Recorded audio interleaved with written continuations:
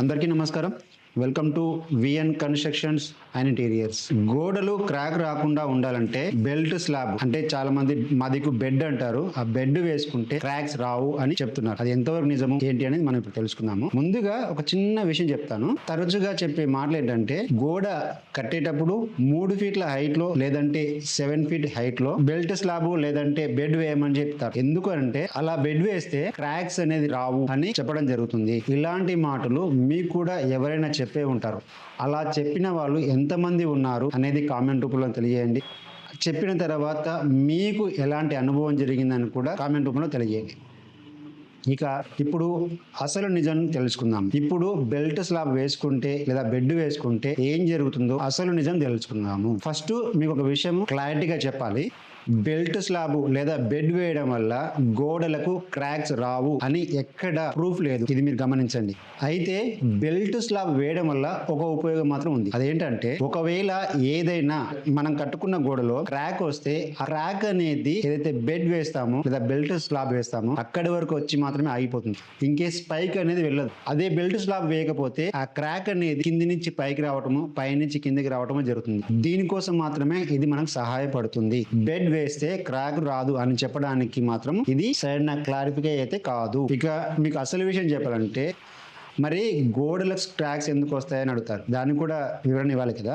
అయితే ఏదైతే బెడ్ వేసుకుంటామో ఆ బెడ్ వేసేది క్రాక్స్ అనేది ఎట్టి పరిస్థితుల్లో ఆపవు. అది ఎక్కడైతే మనం క్రాక్స్ రాకుండా ఉండాలి అంటే దానికి సంబంధించిన వర్క్ అనేది పర్ఫెక్ట్ గా చేసుకోవాలి. ఆ పని ఎలా చేసుకోవాలంటే ఏదైతే మీరు గోడ కడుతుర్రో ఆ గోడ కట్టేటప్పుడు బ్రిక్ ఉంటుంది కదా, ఆ బ్రిక్ మధ్యలో ఏదైతే సిమెంట్ మోటార్ అంటే మా భాషలో సిమెంట్ మోటార్ అంటాము, మామూలుగా ఆ సిమెంట్ మోటార్ అనేది ఫిల్లింగ్ కరెక్ట్ గా ఫిల్ చేయాలి. ఆ కరెక్ట్ గా ఫిల్ చేస్తేనే మనకు క్రాక్స్ అనేది రాకుంటాయి. ఎందుకంటున్నానంటే ఏదైతే మీరు ఆ మాల్ పెడుతున్నారో ఆ మాల్ పెట్టేటప్పుడు పర్ఫెక్ట్ గా ఫిల్ చేయకుండా గాలి అనేది వదిలేస్తున్నారు. ఎందుకు ఎగ్జాంపుల్ గా చెప్పాలంటే మీరు ఒక సిమెంట్ బ్రిక్ తీసుకున్నారు లేదంటే రెడ్ బ్రిక్ తీసుకున్నారు, ఏదైనా బ్రిక్ తీసుకోండి. ఆ బ్రిక్ తీసుకునేటప్పుడు ఎన్ని రోజులైనా సరే ఆ బ్రిక్ అనేది క్రాక్ రాదు. ఎందుకు అంటున్నానంటే ఏదైతే బ్రిక్ తయారు చేస్తారో ఆ బ్రిక్ తయారు చేసేటప్పుడు మోటార్ అంటే కరెక్ట్ రేషియోతో మిక్స్ చేసినా చేయకపోయినా అందులో ఉన్న ఎయిర్ అనేది తీసేసి కాంపాక్ట్ అనేది కరెక్ట్ గా చేస్తాం అంటే టైట్ ప్రెషర్ తోటి ఫిక్స్ చేసి పెడతారు. అంటే ఎయిర్ అనేది వెళ్ళిపోవడం వల్ల ఆ బ్రిక్ ఎన్ని రోజులు ఉన్నా సరే క్రాక్ రాదు. అదే మనం గోడ కట్టిన తర్వాత క్రాక్ లైన్లు వస్తాయి. ఎందుకంటే ఏదైతే మనము ఆ బ్రిక్ కి మధ్యలో జాయింట్ మోటార్ అనేది పర్ఫెక్ట్ గా పెట్టకపోతే క్రాక్స్ అనేది వస్తాయి.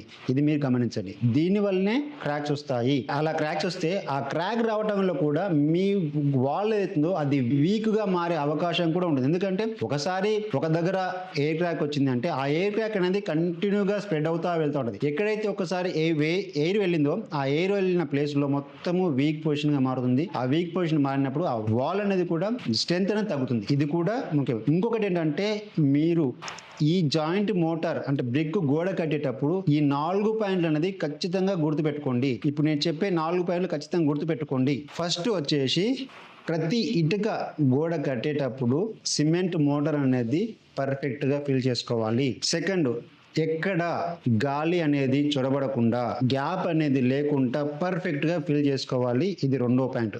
గాలి అనేది అస్సలు ఉండకూడదు. థర్డ్ పాయింట్ వచ్చేసి జాయింట్లు.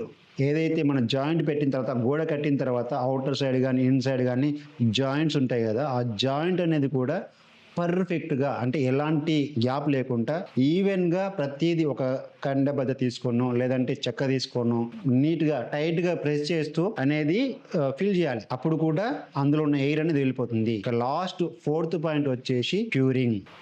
ఈ క్యూరింగ్ కూడా మీ ఇంటికి క్రాక్స్ వచ్చే అవకాశాలు చాలా ఉంటాయి. చాలా మంది 3 days 4 days క్యూరింగ్ చేస్తున్నారు.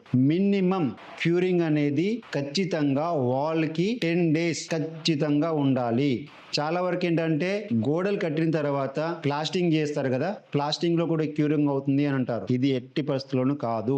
గోడకి కావాల్సిన క్యూరింగ్ గోడ కావాలి, ప్లాస్టింగ్ కావాల్సిన క్యూరింగ్ ప్లాస్టింగ్ కావాలి. వాటికి ఇచ్చిన టైం సెట్టింగ్ అనేది అవుతేనే ప్రాపర్ గా స్ట్రెంత్ వస్తుంది, అలాగే క్రాక్స్ రాకుండా కూడా ఉంటాయి. ఇంకొక విషయం ఏంటంటే ప్రతి జాయింట్ దగ్గర కాలం కి గోడకి మధ్యన ఫైబర్ మెష్ దొరుకుతుంది. ఈ ఫైబర్ మెష్ యూజ్ చేయండి. చాలా మంది కబూతర్ జాలి అని యూజ్ చేస్తారు. అది వాడకుండా ఉండండి. ఎందుకంటే కబూతర్ జాలి అనేది రస్ట్ వచ్చి కొన్ని రోజుల తర్వాత అది కరిగిపోయే అవకాశం ఉంటుంది. ఈ ఫైబర్ జాలి వాడండి, మీకు చాలా రోజులు ఎక్కువ ఉంటుంది, లైఫ్ కూడా ఎక్కువ వస్తుంది. అయితే ఇలాంటి పని ఎందుకు చేయట్లేదని మీరు నన్ను అడగొచ్చు.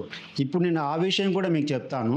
ఈ రోజుల్లో చాలా మంది తక్కువ రేటుకు పని మాట్లాడుకొని తర్వాత ఆ పని చేసేటప్పుడు ఏదైతే మేము చెప్పినట్టుగా వర్క్ చేస్తే వాళ్ళకు అమౌంట్ అనేది ఎక్కువ అవుతుంది. అంటే ఎక్కువ రోజులు పని చేయాల్సి వస్తుంది. ఎక్కువ రోజులు పని చేస్తే వాళ్ళకు అమౌంట్ అనేది మిగలదు. కాబట్టి వాళ్ళు ఏం చేస్తారంటే ఎంత ఫాస్ట్ గా అయితే అంత ఫాస్ట్ గా పని చేసుకుంటూ వెళ్ళిపోవాలి. ఇది మాత్రమే వాళ్ళ మైండ్ సెట్ లో ఉంటుంది. అక్కడ వర్క్ పర్ఫెక్ట్ గా జరిగిందా, ప్రాపర్ గా ఉందా లేదా, సిమెంట్ రేషియో మిక్సింగ్ సరిగా ఉందా లేదా, ఇది ఎవ్వరూ పట్టించుకోరు, ఎవరు గమనించరు కూడా. కాబట్టి ఇలాంటి పని చేసుకునేటప్పుడు ఓనర్స్ ఎవరైతే ఇల్లు కట్టుకుంటున్నారో ఆ ఇల్లు కట్టుకునే వాళ్ళు జాగ్రత్తగా ఇది పర్ఫెక్ట్ గా వాళ్ళకి చెప్పండి. మాకు ఇలా గోడ కట్టేటప్పుడు ఖచ్చితంగా మోటార్ అంటే ఏదైతే మేము ఇచ్చిన ఇంజనీర్లు ఇచ్చిన సిమెంట్ రేషియో ఉంటుందో ఆ సిమెంట్ రేషియో ప్రకారము మిక్సింగ్ ఉండాలి, ప్రాపర్ గా జాయింట్ అనేది ఫిల్ చేయాలి. ఇది ప్రతి ఒక్క కన్స్ట్రక్షన్ చేసుకుంటున్న ఓనర్సే కానీ లేదా బిల్డర్సే కానీ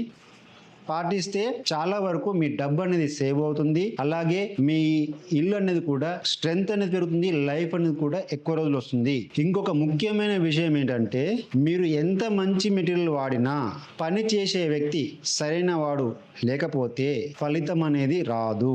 మీకు సరైన క్వాలిటీతో పని చేయాలంటే కొంచెం టైం అనేది ఎక్కువ పడుతుంది. అలాగే పర్ఫెక్ట్ గా ఎక్స్పీరియన్స్డ్ మేస్త్రులు ఉంటేనే ఈ పని చేస్తారు. అలాగే వారు కూడా కొంచెం అమౌంట్ అనేది ఎక్కువ ఛార్జ్ చేస్తారు. అందుకే చాలా మంది తక్కువ రేటుతో పని మాట్లాడుకొని ఇలా మీకు బెల్ట్ స్లాబ్ వేసుకుంటే క్రాక్ రాదు లేదా బెడ్ వేసుకుంటే క్రాక్ రాదు అని చెప్తారు. చివరగా నష్టపోయేది ఎవరు? మీరే కదా. అంటే ఎవరైతే ఇల్లు కట్టేసుకుంటున్నారో వారే కదా. ఇదే విషయమై నేను మన ఛానల్లో గోడల్ క్రాక్స్ ఎందుకు వస్తాయి అని క్లారిటీగా చెప్పడం జరిగింది. దానికి సంబంధించిన వీడియో మన ఛానల్లో ఉంది, ఒకసారి చూడండి. మీకు ఇంకొంచెము క్లారిటీ అనేది వస్తుంది. ఆ వీడియో కూడా ఒకసారి చూడండి, మీకు ఒక క్లారిటీ అనేది వస్తుంది.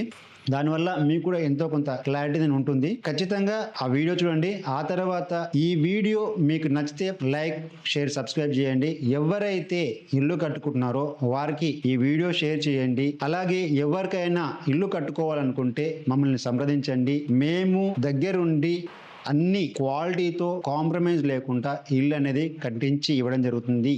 Thank you. జై హింద్.